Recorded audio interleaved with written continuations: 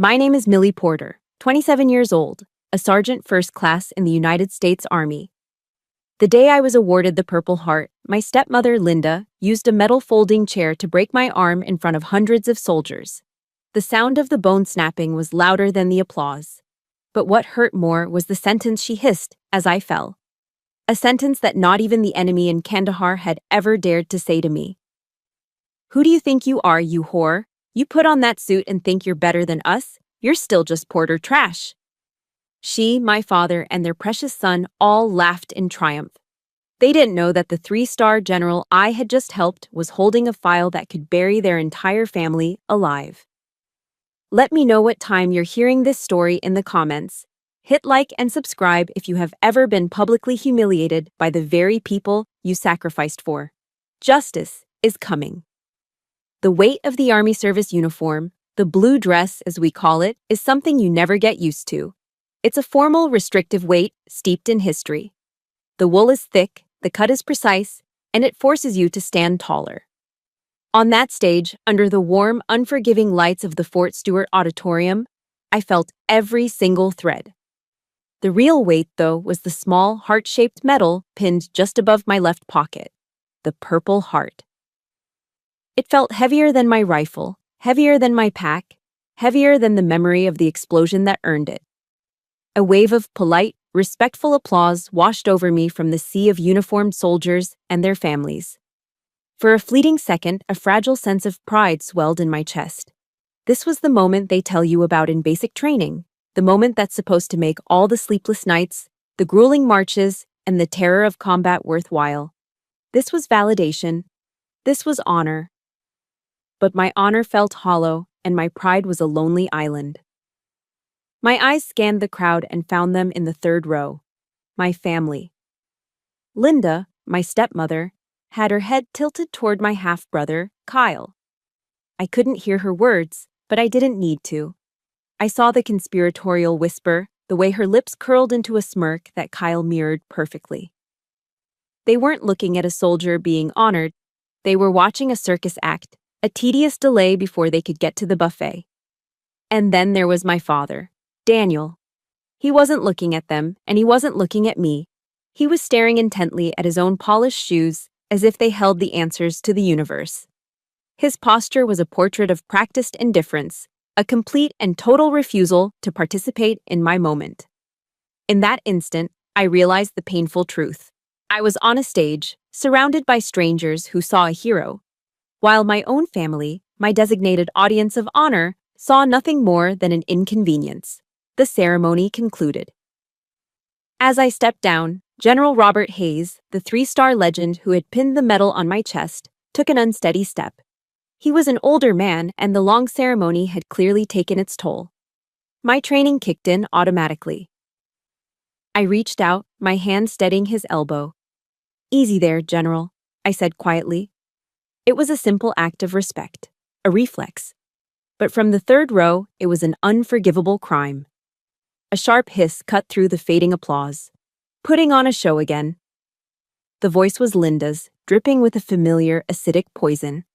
To her, my kindness was a performance. My respect was a charade designed to make her look bad. I turned my head just in time to see her rise from her seat.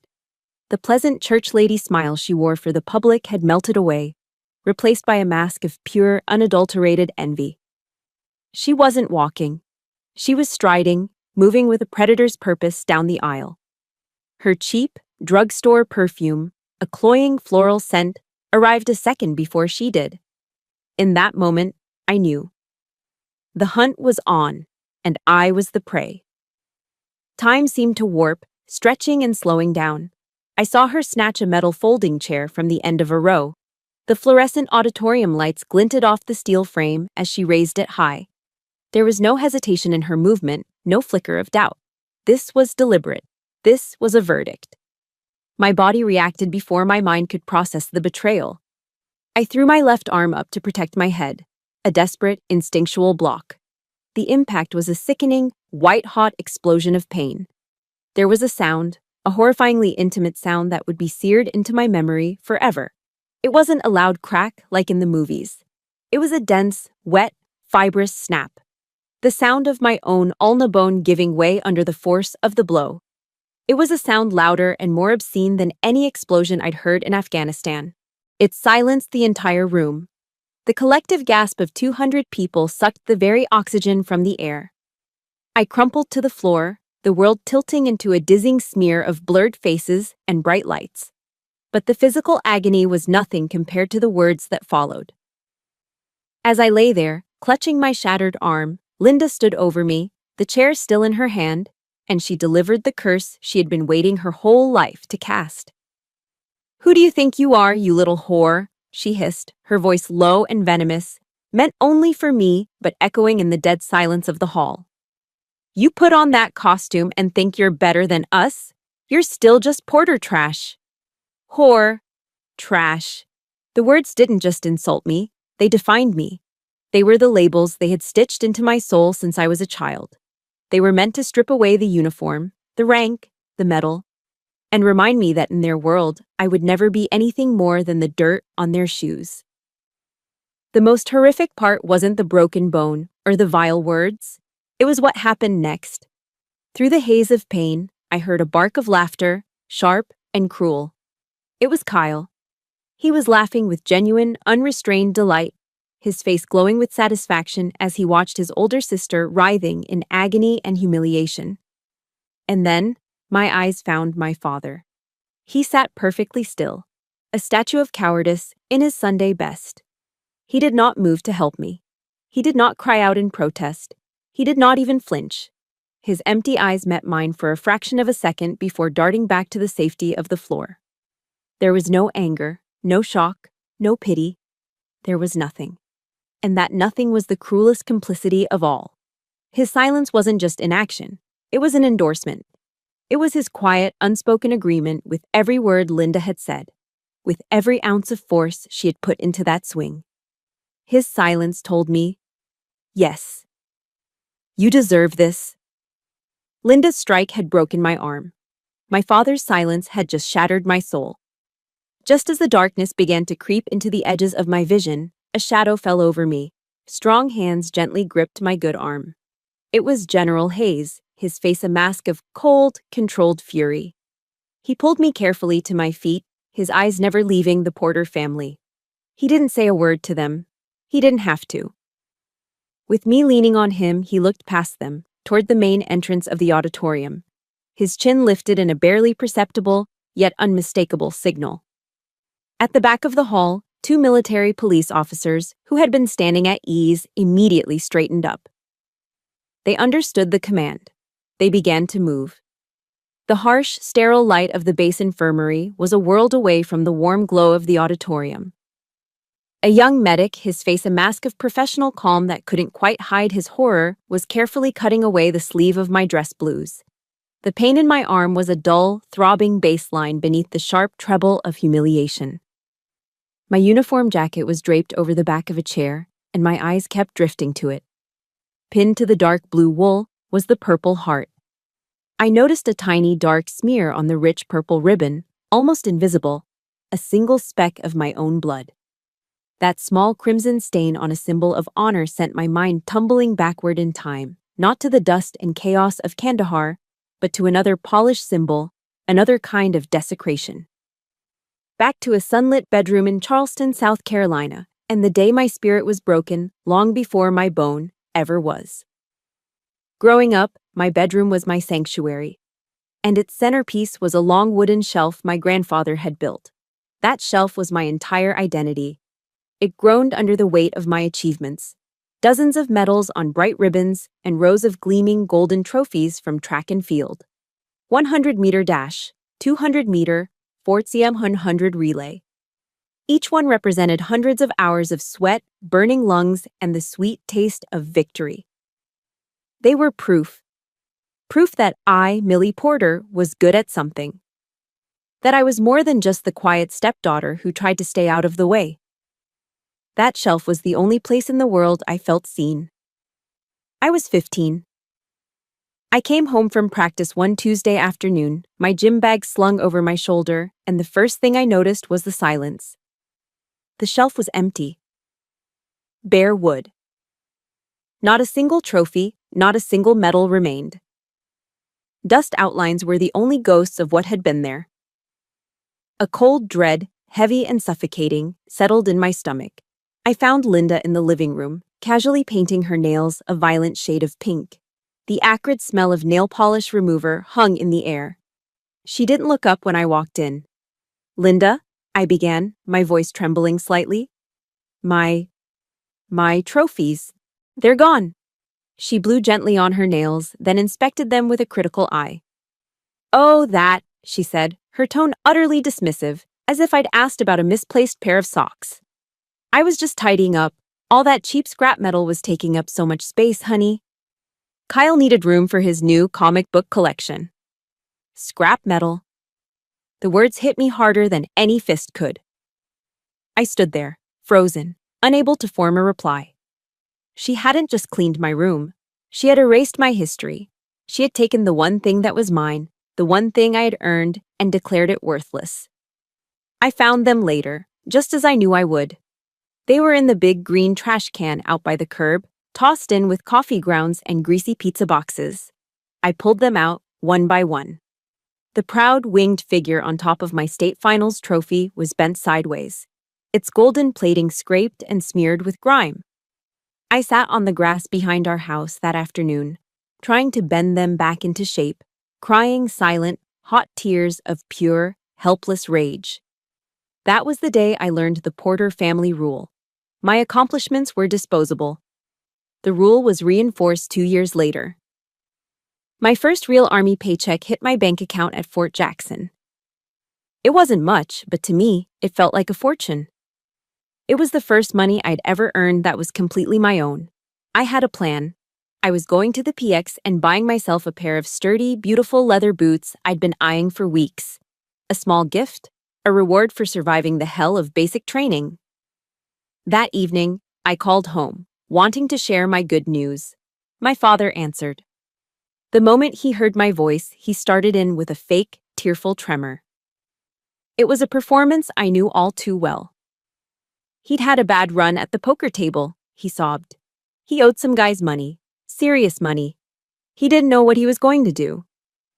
Linda got on the extension, her voice all sweet concern, mentioning how the refrigerator was on its last legs and how a new one would be a blessing for the whole family. The dream of my new boots dissolved into the static of their demands. I wired them nearly the entire amount, leaving myself just enough for toothpaste and soap. I waited for a thank you. A text? Anything. Nothing came, not from them anyway.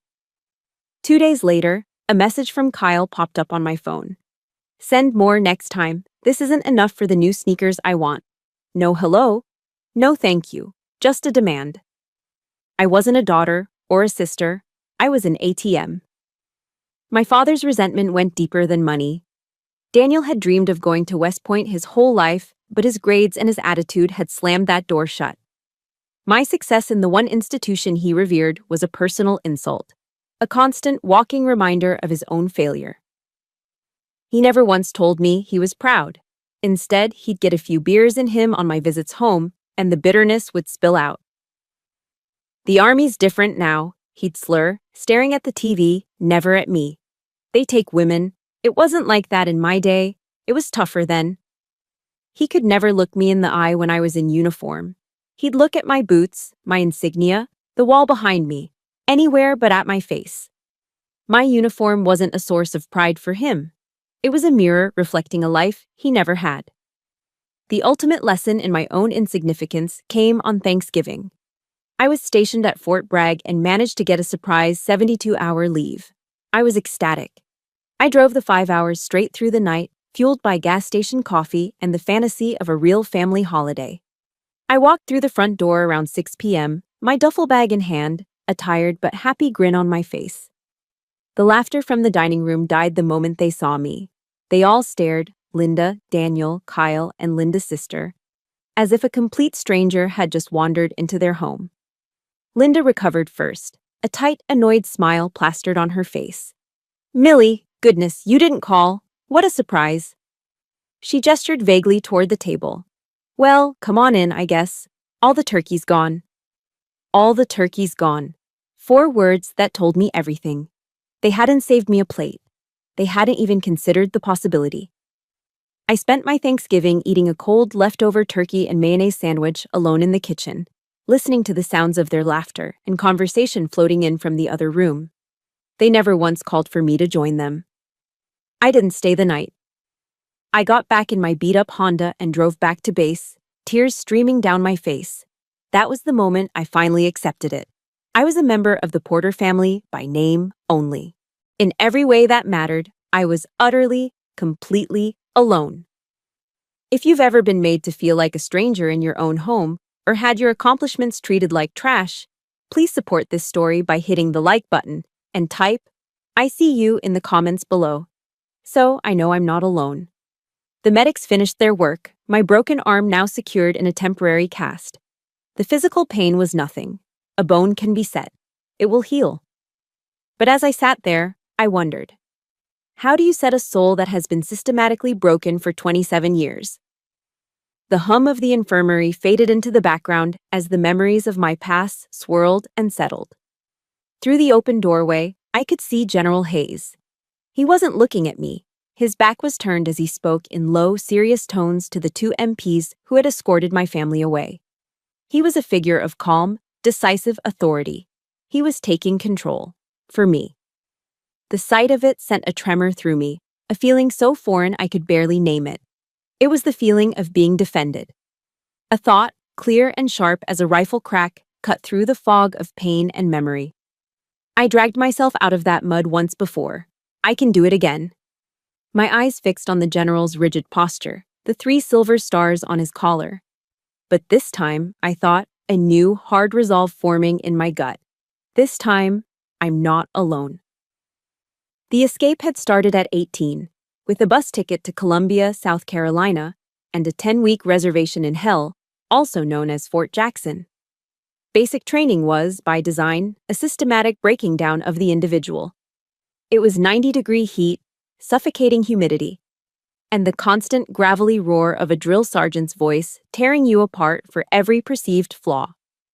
It was push-ups in the mud until your arms screamed, 10-mile marches that left your feet blistered and bleeding, and a deep, gnawing homesickness that tasted like stale MREs. Most of the girls in my platoon cried themselves to sleep at night. For me, it was paradise. It was the first time in my life that the rules were the same for everyone. The first time my sweat and my pain were measured on the same scale as the person next to me. No one cared that I was a stepdaughter. No one called me trash. When Drill Sergeant Reyes screamed in my face that I was a worthless maggot, it was the most beautiful sound in the world. Because he was screaming the exact same thing at the girl on my left and the girl on my right. We were all worthless maggots, together. My effort was the only thing that mattered. When I finished a run first, I was praised. When I scored expert on the rifle range, I was recognized. Here, I wasn't Millie Porter, the family disappointment. I was Private Porter, a soldier. And for the first time, that felt like enough. But freedom, I quickly learned, came with a price tag. And my family was more than happy to send me the bill. After I finished my advanced training, the calls for help became a regular feature of my life. To keep up with their endless cycle of debts and desires, I took a second job. My weekdays belonged to the Army, but my weekends belonged to the Drunken Soldier, a dive bar just off base that smelled of stale beer and desperation. For 2 years, my life was a relentless, exhausting loop. My shift would end at 2 a.m., Saturday and Sunday nights. I'd spend an hour on my hands and knees, mopping up sticky spills and, more often than not, vomit from some private who couldn't handle his liquor. I'd get back to the barracks by 3 a.m., my clothes reeking of cheap whiskey and fried food. The alarm would go off at 5 a.m. for Monday morning PT. I lived in a permanent state of bone-deep fatigue, my body running on fumes and sheer willpower. I did it all just to wire money to an account in Charleston, which was always followed by a call from Linda complaining that it wasn't quite enough to cover the new, whatever it was they suddenly needed. The breaking point, the moment a crucial wire inside me finally snapped, came not on a sticky bar floor, but in the dust and heat of Kandahar, Afghanistan. Our platoon had been ambushed on patrol that day. It was a chaotic, terrifying firefight that ended with all of us making it back, except for a young private named Miller. He was gone. The mood back at the FOB was heavy with grief and shock. I was sitting in a concrete bunker, my rifle across my lap, my hands still shaking, trying to process the fact that a boy I'd shared a joke with that morning was never coming home. My satellite phone buzzed. It was Kyle. A wave of relief washed over me. For a foolish second, I thought maybe he'd heard something and was calling to check on me. "Hey, Millie," he said, his voice annoyingly cheerful. "You are not gonna believe this place. The skiing in Aspen is insane." I sat there, stunned into silence, the sand and grit of Afghanistan clinging to my uniform. "The resort is okay," he continued, completely oblivious. "I mean, for the price you paid, I was kinda hoping for something a little more high-end, you know? The thread count on these sheets is probably criminal." He was complaining about the luxury of a ski trip. A trip he was on using the combat pay I was earning in a place where people were actively trying to kill me. He didn't ask if I was okay. He didn't ask if I was safe. He didn't even seem to register where I was. In that moment, surrounded by the very real possibility of death, listening to his petty, trivial complaints, something inside of me just died. The hopeful daughter, the dutiful sister, she bled out right there on the dusty floor of that bunker. After that, I continued to send money, but it was no longer an act of love or duty. It was a tax, a fee I paid to keep them out of my life as much as possible. Each payment was another invisible sacrifice, another piece of my own life I had to carve out and give away. I'd saved up for months to buy a used Ford F-150, a beautiful beat-up truck I'd dreamed of owning since I was 16. I found the perfect one. The day I was going to buy it, Linda called, crying about a leak in the roof. The truck fund became the roof fund. A week later, she posted a photo album on Facebook titled "Our New Patio Oasis," showcasing a brand new, top-of-the-line wicker patio set with plush cushions. There was no new roof. My best friend, Sarah, got married in Ohio. I was supposed to be her maid of honor. 2 weeks before the wedding, Kyle called in a panic. He'd maxed out his credit cards and was getting threatening letters. If I didn't help him, he said, his life would be ruined. I looked at my bank account. I could afford the plane ticket to Ohio, or I could pay his debt. I couldn't do both. I watched my best friend get married on a grainy video call, making up an excuse about being unable to get leave. I sent the money to Kyle. He never mentioned it again. Every sacrifice was swallowed by a void of entitlement. Every piece of my life I gave them was simply consumed without a word of thanks, and they were always, always hungry for more.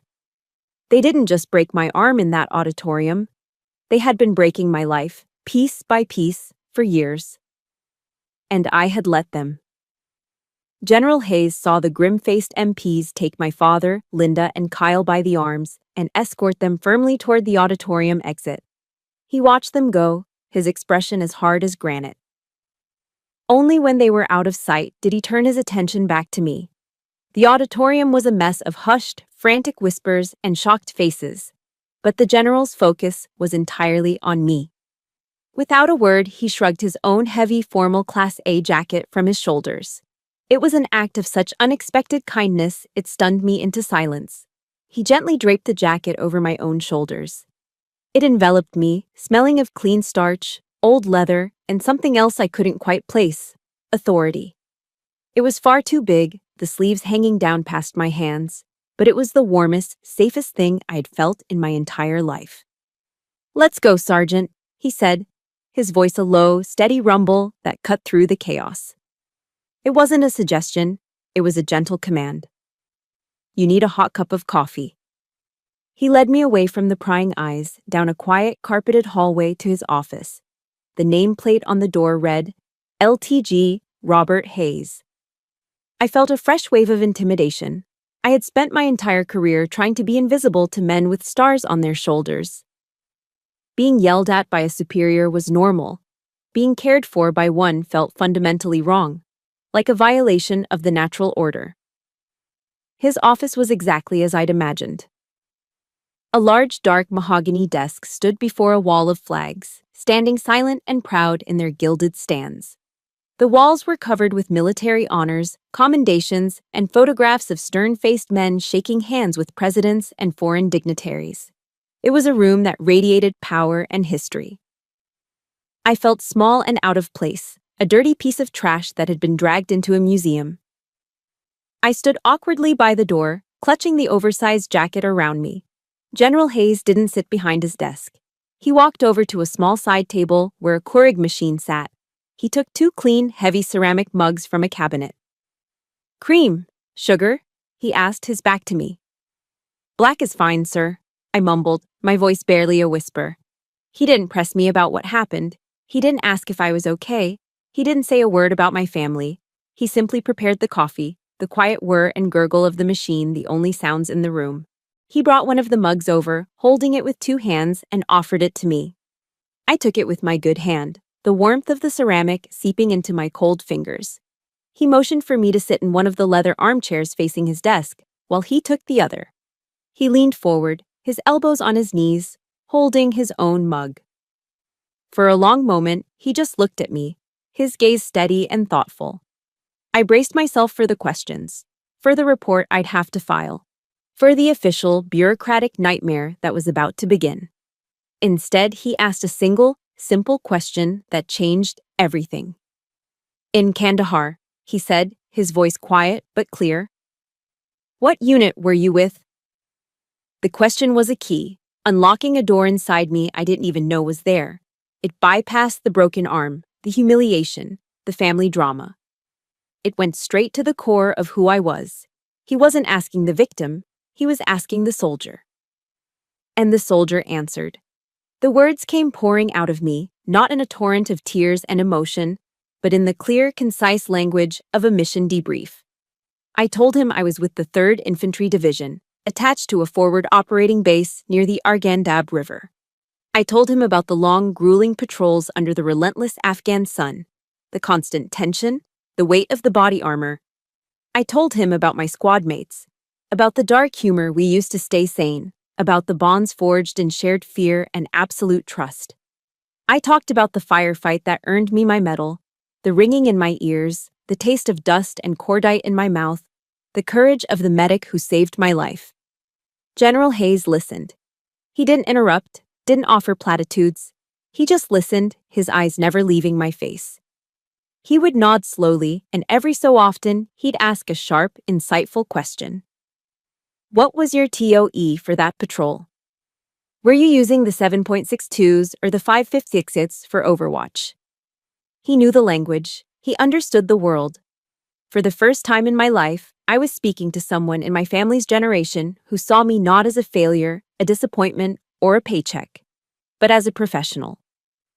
As an equal. He saw a sergeant first class. When I finally ran out of words, the silence returned. But this time it was comfortable, filled with a sense of profound and complete understanding. He took a slow sip of his coffee, then placed the mug down on the table beside him. He looked me straight in the eye, and his gaze was like steel. "Sergeant Porter," he began, and the formality of my rank in his voice was a balm to my soul. "For what you went through over there, this country owes you a debt that can never be repaid. We all do." He paused, letting the words sink in. Then his expression hardened. "As for what just happened in that hall," he continued, his voice dropping to a low, furious growl, "that is not family. That is a disgrace to the uniform you are wearing, a disgrace to every soldier in that room, and I will not let it stand." The words hit me with the force of a physical blow, but it was a blow that healed, not harmed. He wasn't just offering comfort, he was delivering a verdict. He was giving me validation. In 2 sentences, he had lifted the suffocating weight of shame that Linda had so expertly placed on me, and in its place, he restored my honor. I felt tears welling up, but for the first time in as long as I could remember, they weren't tears of pain or rage. They were tears of gratitude. We sat for a few more minutes in silence. When I had finally composed myself, he stood. "Come on, Sergeant, let's get you properly looked at." As we stepped out of the quiet sanctuary of his office, I saw them. Standing awkwardly in the hallway was a small group of soldiers from my unit. Sergeant Evans, Corporal Diaz, and Specialist Riggs. They weren't looking at me, pretending to be interested in a bulletin board on the wall, but I knew they were waiting for me. They didn't say much. They didn't need to. Evans stepped forward. "Rough day, Sarge," he said gruffly, and pressed a Hershey's chocolate bar into my good hand. Diaz, a tough kid from the Bronx who rarely spoke, just reached out and gave my good shoulder a light, firm pat. Riggs just nodded, his eyes saying everything that words couldn't. It wasn't blood that connected us. It was something stronger. It was shared hardship, loyalty, and unwavering respect. They were my family. In that moment, standing in a quiet hallway at Fort Stewart with a broken arm and a general's jacket on my shoulders, I finally realized the truth. I had never been truly alone. I had just been looking for family in all the wrong places. The warmth of the general's office vanished when I entered the next room. It wasn't an office. It was a SCIF, a sensitive compartmented information facility, a windowless, soundproofed box where the Army uncovers its enemies. A knot of dread tightened in my stomach. This was about more than a broken arm. Two men in civilian clothes were waiting. They introduced themselves as agents from Army Counterintelligence, CID. Their faces were neutral, their eyes missing the pity I'd seen in everyone else's. They were here for facts. They sat me down at a plain metal table. The interview started strangely, not with the assault, but with phone calls. "Sergeant Porter," the older agent began, "over the past 18 months, have you spoken to anyone claiming to be a journalist or a researcher studying military family life?" The question was so specific it took me a moment. Then, a memory surfaced. "Yeah, a couple of times," I said slowly. Linda would usually call, all excited, saying some writer wanted to interview a real soldier. She said it would be good for people to understand our sacrifice. The agents exchanged a look I almost missed. "And what did you talk about?" the younger one asked. I shrugged my good shoulder. "Nothing important, generic stuff." They asked what a typical morning was like on base, PT, breakfast at the DFAC. Benign questions. "Benign," the older agent repeated, writing it down. "Did they ever ask about patrol schedules, operational routines?" "Sort of," I admitted, unease stirring in my gut. One of them asked if we tended to patrol the same areas to build a relationship with the local community. I just gave her the textbook answer about winning hearts and minds. I didn't give her grids or anything classified. I thought I had been careful, protecting operational security. But a cold feeling was starting to creep up my spine. The next phase of the interview felt like an attack. The younger agent turned a laptop to face me. On the screen was a series of my father's bank statements. "Are you familiar with your father's financial situation, Sergeant?" "Only that he's always losing money gambling," I said. The agent traced a line on the screen. "On May 12th of last year, a deposit of $20,000 was made into this account. Can you account for that?" I stared at the number. $20,000. A few weeks after that date, Linda had bought a new SUV. They'd told me Daniel had a lucky streak with scratch-off tickets. A memory surfaced of him bragging on the phone about how his ship had finally come in. "No," I whispered, my mouth suddenly dry. The agent scrolled down. "Another deposit, $30,000, October 7th. My blood ran cold. I knew that date. October 7th was the day Sergeant Peterson and Corporal Jensen were killed by an IED on a routine patrol. An IED planted on a route we had used a dozen times before, without incident.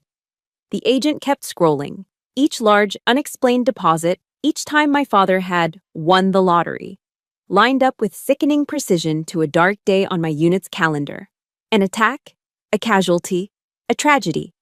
The new patio furniture, the shopping sprees, the Aspen ski trip. It was all there. A timeline of greed paid for in blood. A wave of nausea washed over me. This wasn't coincidence. This was a pattern. Then came the final piece. They showed me the chat logs from a gaming forum Kyle frequented, pages of his online conversations under the username GoldenBoy43.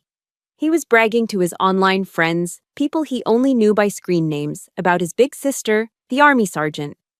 He posted pictures I'd sent home, of me and my squad mates in front of our MR app, photos taken inside the wire. He talked about my leave schedule, when I'd be flying home for R&R. He even dropped the names of guys in my platoon, complaining about how one of them, Sergeant Davis, was a hard ass. The information was piecemeal, trivial details.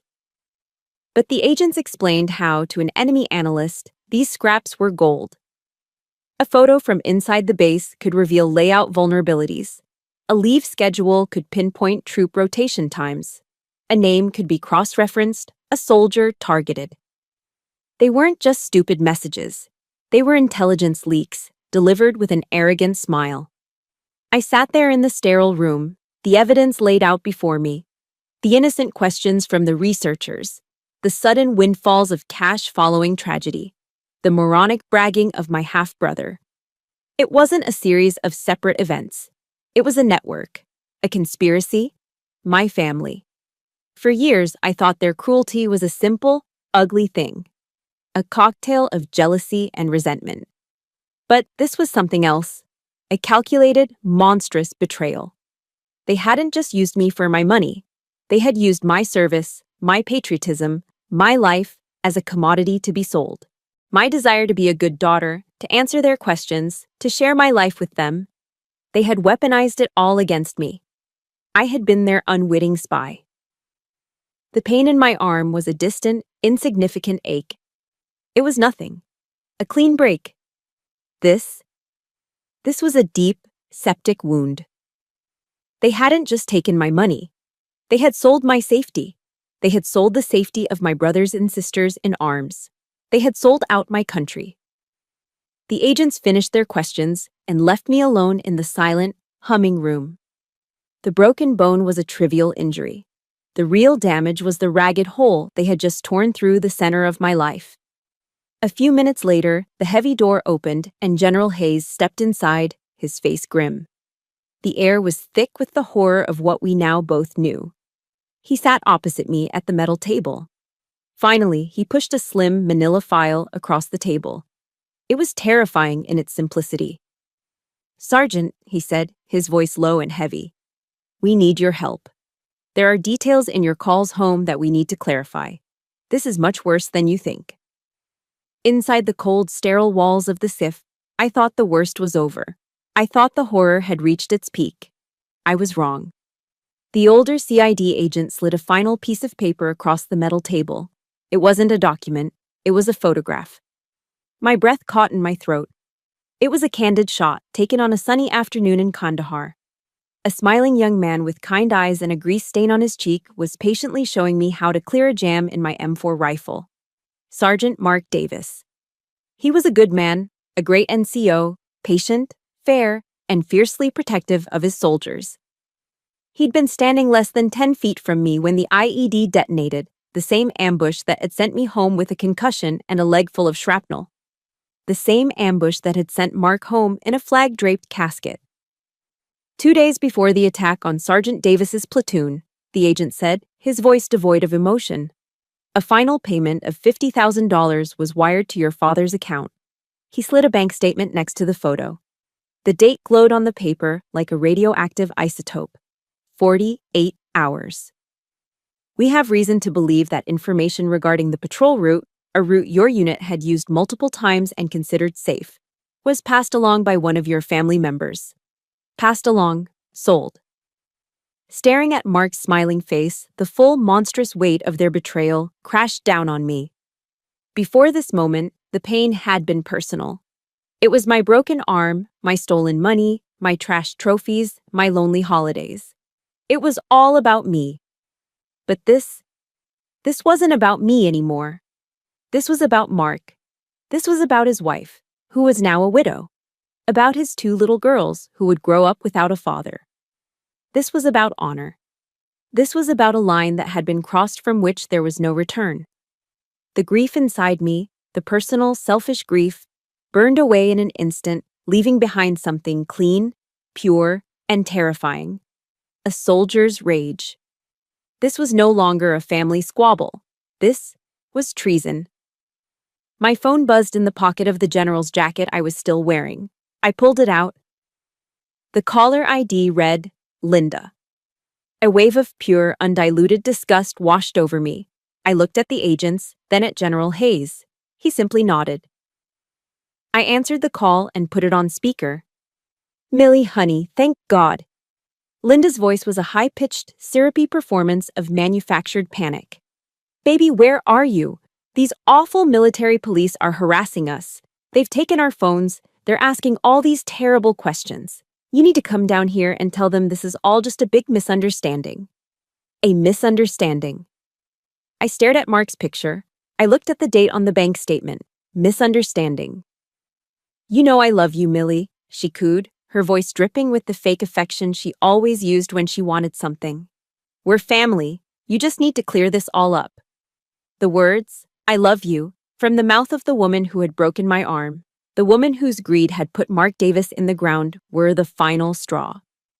They were the last drop of poison in a cup that had been full for years. A switch flipped inside me. The years of quiet suffering, of biting my tongue, of accepting the unacceptable, it all ended. But I didn't scream. I didn't rage. My voice when it came out was terrifyingly calm. It was the voice of a soldier in the moments before a fight when all emotion is stripped away, leaving only a cold, lethal focus. You are not my mother, I said, each word a perfectly formed shard of ice. The line went silent. I could hear her sharp, surprised intake of breath. And this, I continued, my voice never wavering, is not a misunderstanding. This was a choice. And you chose. I ended the call before she could utter another lie. I placed the phone face down on the table with a soft click. The sound echoed the finality of what I had just done. I had severed the last rotten cord that connected me to them. That night, I couldn't stay in the transient barracks they had assigned me. I went back to my own platoon's barracks, back to my room. It was small, Spartan, and it was mine. I stood in front of the small, polished metal mirror in the bathroom, my arm a heavy, throbbing weight in its cast. I looked at my reflection. My face was pale, exhausted, bruised from the inside out. But my eyes were different. The familiar look of weary resignation was gone. In its place, a fire was burning. I met my own gaze and I started to remember. Every single compromise, every silent surrender. I saw the girl pulling her dented trophies from a garbage can.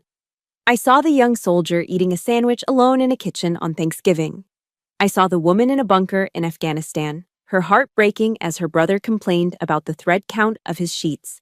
Every instance where I had chosen silence, where I had let it go, where I had told myself it was easier not to fight. I leaned in closer, my forehead almost touching the cool metal. I made a vow to the tired, scarred woman looking back at me. Never again, I whispered, my voice hoarse. You will not be silent anymore. You will not make yourself small. You will not let it go. Not this time, for Mark, for Peterson and Jensen, for every soldier whose life they put at risk, and for you. You hear me? For you. If you have ever reached a point where you knew, deep in your soul, that you could not stay silent for one more second, hit that like button. And in the comments, just type the words, never again. Let's create a chorus for everyone who has ever found their voice. The next morning, I woke up before my alarm. The rage was gone. The disgust was gone. All that remained was a single, clear purpose. I put on a fresh uniform, my movements precise and efficient. I walked to General Hayes's office. His aide showed me in immediately. He was standing by the window, but he turned as I entered. I didn't wait for him to speak. I walked to the center of the room and came to the position of attention, my good arm straight at my side. My face was a mask of pure military focus. The broken, confused victim was gone. General, sir, I said, and my voice was like steel. I've been their victim for 27 years. Now, I want to be the witness that puts them away. A slow, grim smile touched the corners of his mouth. He looked at me, not with the pity he'd shown me yesterday, but with the deep, unwavering respect of a commander looking at one of his own. Welcome back, Sergeant. My declaration in General Hayes's office was a turning point. I had crossed a line, and there was no going back. The general led me from his office not to another sterile interrogation room, but to the base's Tactical Operations Center. It was a place I'd only ever seen in spy movies, a cavernous, dimly lit room where the air hummed with the quiet energy of serious business. One wall was a mosaic of glowing screens displaying maps, data streams, and encrypted communications. Intelligence officers and analysts sat at their stations, their faces illuminated by the blue light of their monitors, speaking in low, clipped tones. This was the nerve center of the base. This was a war room. General Hayes stood beside a large central briefing table. He, the two CID agents, and a stern-looking woman in a JAG Corps uniform were waiting for me. "Sergeant Porter," the general began, his voice echoing slightly in the vast room. "Welcome to the planning phase." He gestured to the faces around the table. "You have the full and undivided attention of this command. Now, let's get to work." He laid out the strategy, and it was as audacious as it was brilliant. They weren't going to quietly arrest the Porters and let the case disappear into the labyrinth of the military justice system. That would be too easy, too private. Justice, he explained, needed to be as public as the crime. "They tried to strip you of your honor in front of your peers, Sergeant," he said, his eyes locking onto mine with a cold fire. "It is only fitting that they lose theirs in the exact same place, in front of the exact same audience." The plan was set. They would reconvene the awards ceremony. They would turn the scene of my humiliation into the stage for their destruction. "They wanted to make a public spectacle of you," he finished, a grim smile on his face. "We are going to give them a spectacle they will never forget." For the next hour, they walked me through their case. It wasn't a thin file of suspicions. It was a mountain of irrefutable proof. A CID agent handed me a thick, heavy binder. The cover simply read, "Case File, Porter, D. et al." I opened it, and my breath caught. It was all there, a meticulous and damning portrait of their betrayal. It wasn't just the bank statements I had already seen. It was so much more. There were transcripts of audio recordings, grainy but unmistakable, of Linda speaking on the phone with her foreign handler, her voice shifting from the sweet, church lady tone she used with me to a greedy, conspiratorial whisper as she negotiated prices for information. There were printed emails Daniel had sent from a computer at the Charleston Public Library, IP addresses and timestamps neatly logged. He had used a coded language, complaining about the cost of repairs for his old fishing boat in messages that were clearly about selling patrol schedules. They had even found a sworn statement from one of Kyle's local friends, a terrified young man who admitted that Kyle had offered him $500 for details about his brother's deployment schedule from another unit at Fort Stewart. The evidence was an ironclad cage. My testimony, my pain, was no longer just a story. It was the key that locked the door. For the first time, I felt the ground firm up beneath my feet. This wasn't just about my feelings anymore. This was about facts. Hard, cold, undeniable facts. My weapon wasn't just the truth. It was the truth documented, stamped, and cross-referenced. Next came the preparation. The JAG officer, a sharp, no-nonsense major named Hansen, sat with me in a small briefing room for hours. Her job was to turn my 27 years of chaotic emotional pain into a clear, concise, and powerful testimony. "We are not telling a sad story, Sergeant," she told me, her voice firm but not unkind. "We are presenting evidence. You are the primary witness. Your testimony must be factual, precise, and unshakable." We rehearsed it again and again. The first time I tried to recount the story of the trophies, my voice cracked, the 15-year-old girl's sense of helpless rage bubbling to the surface. Major Hansen stopped me. "Again," she said calmly. "Just the facts. What happened? Who was there? What was said? Remove the emotion. Let the facts do the work." We did it again. And again. With each repetition, something shifted inside me. The tremor in my voice disappeared. The lump in my throat dissolved. I was no longer speaking as a wounded daughter, reliving a painful memory. I was speaking as Sergeant First Class Millie Porter, delivering a clear, factual, and damning after-action report on a lifetime of abuse. The pain was still there, but it was no longer in control. I had taken the shrapnel they had embedded in my soul and was forging it into a weapon. The final piece of the plan was the most crucial: the bait. Their arrogance is their primary vulnerability, General Hayes had said in the war room. They believe they have won. We will use that. He had an officer from his staff, a woman with a kind, reassuring voice, place a call to Linda. I listened to the recording afterward. The officer explained that after a thorough review, the Army had concluded the incident at the ceremony was a private family matter, and all charges against them were being dropped. Furthermore, I had expressed my deep regret and wanted to make a public apology to them at the reconvened ceremony. A full family reconciliation. Linda's reaction was exactly what we'd predicted. She was smug, triumphant, and condescendingly gracious. Well, it's about time she came to her senses, she'd said. Of course, we accept her apology. We'll be there. I knew them so well. The idea of me, the defiant one, finally being brought to heel and forced to apologize publicly would be an irresistible drug. They wouldn't come to reconcile. They would come to gloat. They would come to witness my final public surrender, to savor their ultimate victory in front of the entire community they'd fooled for so long. And that would be their last mistake. That evening, an official announcement was posted on the base's digital bulletin boards and read aloud at the evening formation. Attention all personnel. The awards ceremony from 2 days prior will be reconvened tomorrow at 8:09 hours in the main auditorium. Attendance is mandatory for all available personnel and their families. Lieutenant General Hayes will be making a formal address of critical importance. The trap was set. The players were all moving into position. The battle was about to begin. And for the first time in my life, I was ready for it. The auditorium was filled to capacity, the air thick with a tense, expectant silence. Every soldier not on essential duty was there, their families beside them. They had been told the general had a critical announcement, but the nervous energy in the room suggested they knew this was something more. I stood on the edge of the stage, my arm in a clean white cast, my dress blues crisp and immaculate.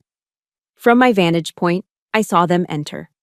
The Porter family walked in, not with shame, but with an air of insufferable triumph. Linda led the way, a vision in a pastel pink suit, her head held high. She even paused to smile and wave at an acquaintance, the perfect picture of a respected member of the community.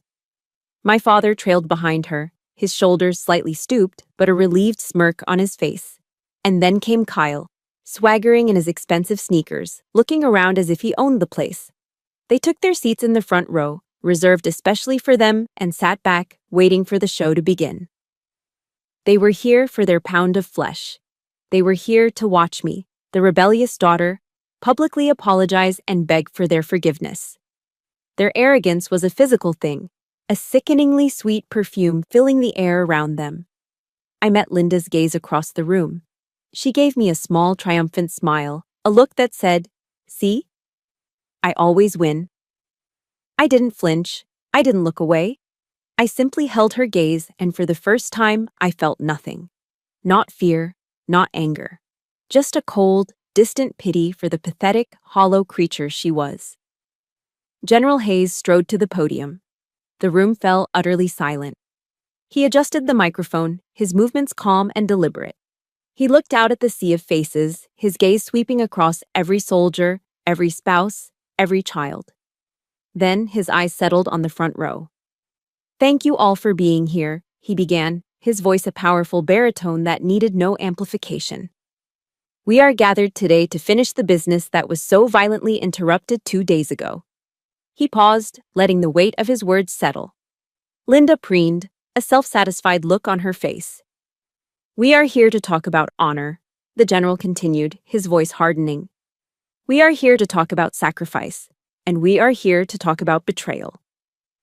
The mood in the room shifted. This wasn't the speech anyone was expecting.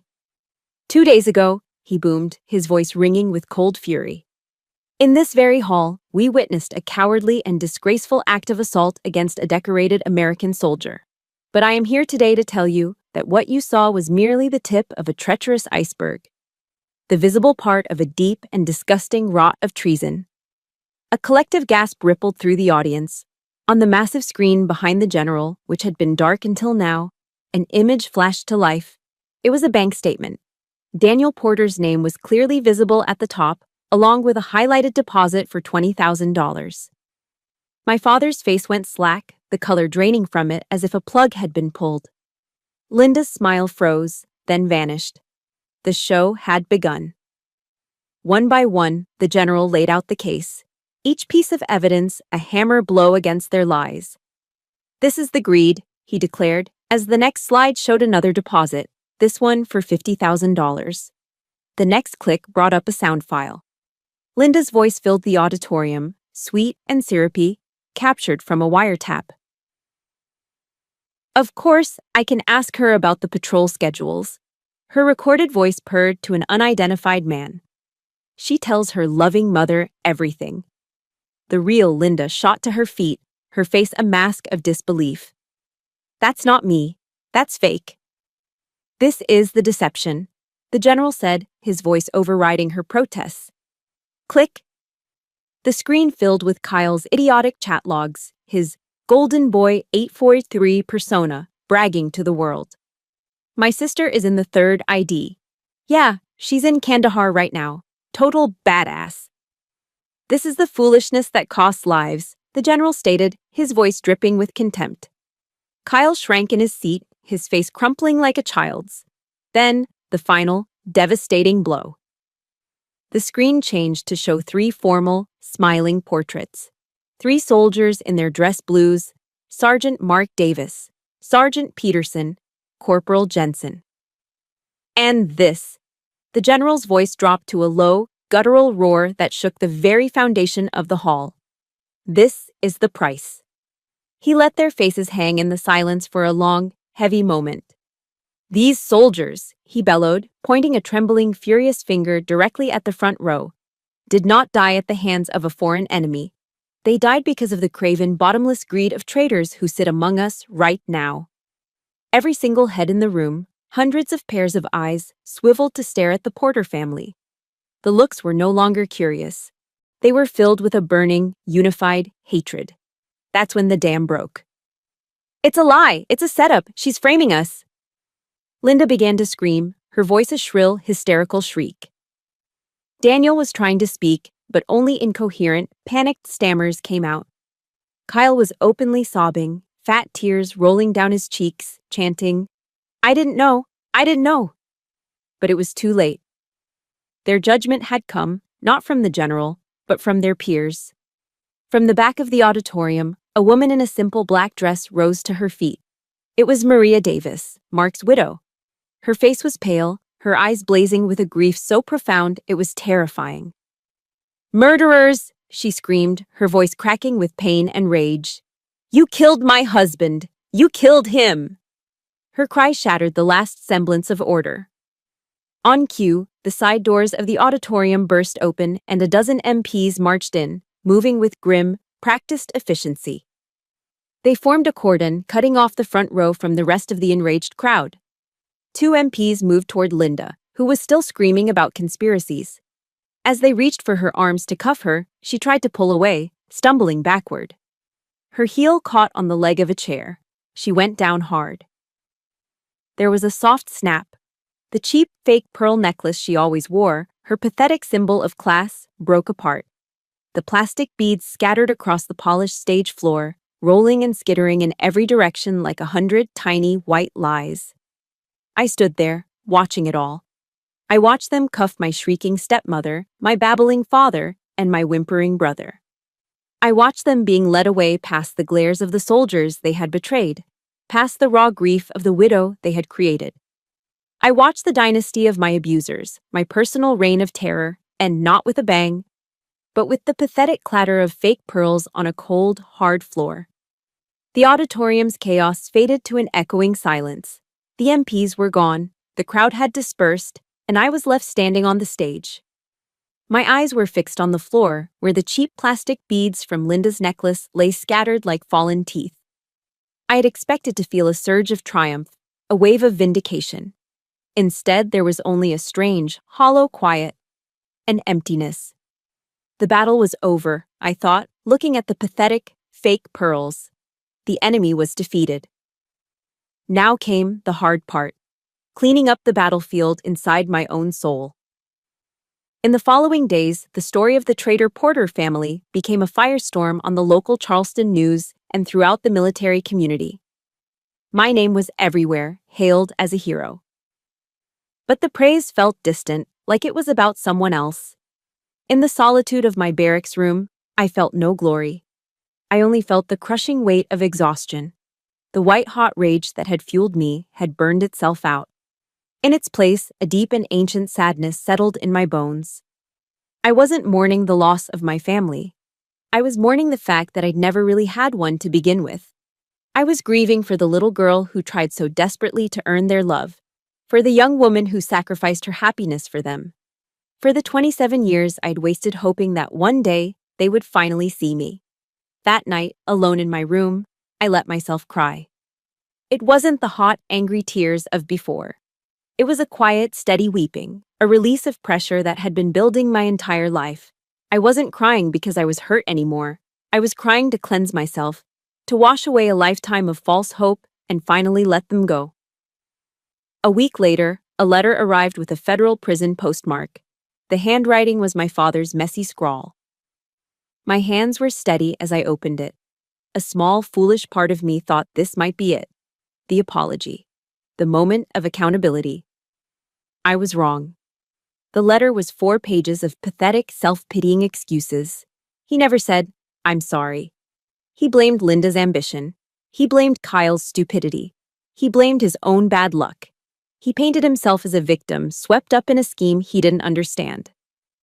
The letter ended with the one thing he was truly capable of: a request. He begged me to use my new influence with the general, to tell them he was manipulated, to get his sentence reduced. I read the letter twice. The first time, a flicker of the old anger sparked.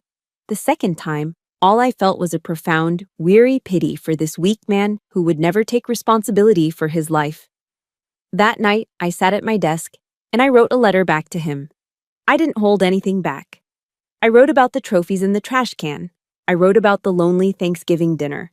I wrote about the phone call from Aspen. I wrote about the empty look on his face in the auditorium. I poured 27 years of buried pain onto the pages. When I was done, my hand ached.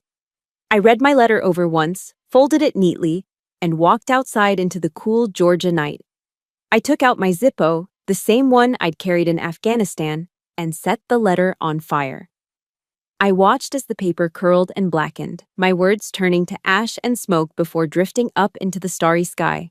I didn't need him to read it. I didn't need him to understand. I just needed to say it. Burning it was my own private closure. I was releasing the words, and with them, I was releasing him. The final goodbye was the hardest. A JAG lawyer informed me I was needed to identify some personal items for the case file. It was a formality that meant one last visit. I met Kyle in the sterile visiting room of the Federal Detention Center. The swagger and arrogance were gone. He was thin and pale, his eyes wide with terror. He was wearing an orange jumpsuit that hung off his bony frame. He was no longer the golden boy. He was just a scared kid. He started crying the moment he saw me. "Millie, I'm so sorry," he sobbed through the plexiglass divider. "I didn't know what they were doing. I swear, I was so stupid. Please, you have to forgive me." I looked at the boy who had been the center of their universe, the boy for whom all my sacrifices had been made. The anger was gone. The resentment had faded. I picked up the receiver. "I forgive you, Kyle," I said, my voice calm. Relief washed over his face. "But I want you to be clear about this," I continued. "I'm not forgiving you for your sake. I'm forgiving you for mine. I'm letting go of the anger because I refuse to carry it for another second. I forgive you so I can move on. But make no mistake, I will never forget what you did. Goodbye, Kyle." I placed the receiver back in its cradle, stood up, and walked out without looking back. That was the last time I ever saw a member of my blood family. A few days later, General Hayes asked me to take a walk.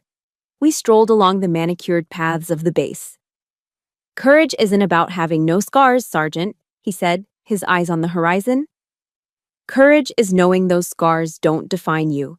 They're just a map that shows where you've been, not where you're going." He stopped and turned to me. I've been thinking. We're starting a new mentorship program for young female recruits. A lot of them are struggling. They need a guide, someone tough who's been through the fire and come out stronger. He looked at me, a genuine smile in his eyes. I think you'd be the perfect person to lead it. And just like that, I saw it. A new path forward, a new purpose. My journey didn't end with the destruction of my old family. It was just the beginning. I had a new mission, to build a new legacy of strength and support, to make sure no other soldier ever had to fight their battles completely alone. The military tribunal was swift and decisive. The mountain of evidence presented by the prosecution was so overwhelming that a conviction was a foregone conclusion. Linda, Daniel, and Kyle Porter were all found guilty of conspiracy, espionage, and treason. The judge, a stern-faced colonel who had looked at them with undisguised contempt throughout the trial, handed down sentences that ensured they would spend the majority of their remaining lives behind bars. The Porter name, once a source of phony, middle-class pride in Charleston, became a synonym for traitor. The law had done its job. Justice, in the cold procedural sense, had been served. But I knew, deep in my soul, that my real justice, my true healing, wasn't going to be found in a courtroom. It had to be built, piece by piece, in the ruins of the life they had almost destroyed. 6 months after the trial, I stood on a different kind of stage. It was a small auditorium at Fort Jackson, the very place my own journey had begun. But this time, I wasn't a scared, lonely private. I was a sergeant first class. And my audience was a room full of young female recruits, their faces a mixture of bravado, excitement, and the same deep-seated fear I remembered so well. General Hayes's mentorship program had become my new mission. I didn't stand before them as a hero or a celebrity. I spoke to them as a survivor. I told them my story, not the salacious details of the trial, but the quiet, painful truths of my upbringing. I talked about the lonely struggle for self-worth, about the danger of letting others define you, and about the critical importance of setting boundaries, even with the people who are supposed to love you most. There's a writer and researcher I admire, Dr. Brené Brown, I told them, my voice steady and clear. She has this quote that I carry with me every single day. She says, "Only when we are brave enough to explore the darkness will we discover the infinite power of our light." I looked out at their young, hopeful faces. The Army will teach you to be physically tough, but your true strength, your resilience, will come from being brave enough to face your own darkness. And you never have to do it alone. After the talk, a young private, no older than 19, came up to me. Her eyes were red from crying. "Sergeant," she whispered, her voice thick with emotion, "thank you. No one's ever told me it was okay to say no to my family." She hugged me, a fierce, desperate embrace, and I hugged her back, feeling the profound, healing power of turning my deepest wounds into someone else's shield. The final piece of my journey, my own private mission, took place a year after that first, terrible day in the auditorium. I stood in the pre-dawn chill of a crisp autumn morning, the air smelling of wet leaves and clean, cold stone. I was at Arlington National Cemetery. The sun was just beginning to rise, casting long shadows across the endless, rolling hills of perfectly aligned white headstones. In the stillness of that sacred place, I found them. 3 graves, side by side. Sergeant Mark Davis, Sergeant Peterson, Corporal Jensen. I had brought 3 perfect, long-stemmed red roses.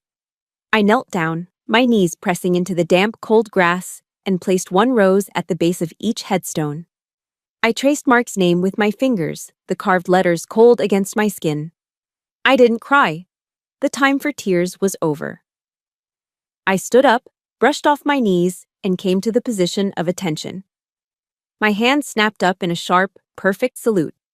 I held it there, a silent promise to the men who lay beneath the grass. A final report. "Mission complete," I whispered to the quiet morning air. "Rest easy, brothers. Your honor has been satisfied." A gentle breeze rustled through the old oak trees, sending a shower of golden leaves drifting down around me. As I stood there, a profound sense of peace settled over me, a quiet so deep and complete it felt like a blessing. The weight I had been carrying on my shoulders for 27 years, the burden of their hate, their greed, their expectations. It was finally, truly, gone. I'm telling you this story today for a reason, and as I finish, I want you to look me in the eye. I used to think that family was about blood, that it was an unbreakable bond you were born into, for better or for worse. I was wrong. Family is not about blood. Family is about honor. It's about loyalty. Family is about the people who stand with you in the foxhole, not the ones who push you into the line of fire. If you are fighting a battle of your own right now, in a foxhole that feels lonely and dark, I want you to remember this. You are not alone. Look for your comrades. Find your chosen family, the ones who will fight alongside you, who will have your back no matter what. Know that setting a boundary to protect yourself isn't selfish. It's a tactical act of survival. And most importantly, please remember this. The scars you carry, the ones on the inside that no one else can see, are not signs of weakness. They are not something to be ashamed of. They are a map. They are proof of every battle you have endured. They are a testament to the fact that you fought and you won. Thank you for being here and for listening to my story.